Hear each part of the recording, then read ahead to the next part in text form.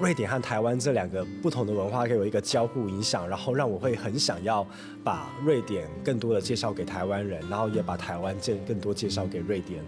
这样子。人家我唔见对你自家嘅状态，还有唔想去做嘅事情，对外好像真的都有请到一个嘟嘟号哈，都係一个平衡点。唔过唔係愛好啥，唔係想講愛做乜嘅事情哈，你已經有，因為一開始唔講嘛，唔愛做乜嘅，唔會選第八號。你而家有想下一步會做乜嘅？下一步哦，我以前呢，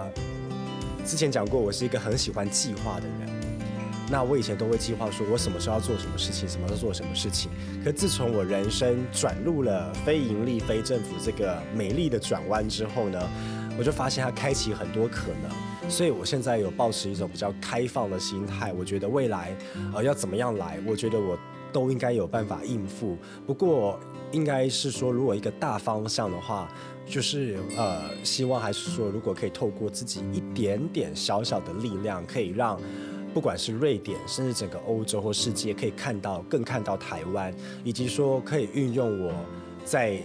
不仅在瑞典，已经在欧洲和世界各国打交道的这个经验，是不是可以把台湾更加的让大家看得到？因为其实台湾已经很努力了，台湾呢有很多人在努力这些事情，然后可是呢，你要跟各国不同的人去跟他们交流交往，其实是有一些他们不同的一些眉角角在里面。比如说你要去跟瑞典交流，你不能够用跟美国一样的思维，因为瑞典是一个更奇特的文化。那我觉得我可以当这个桥梁，然后我也如果有机会的话，我也会很鼓励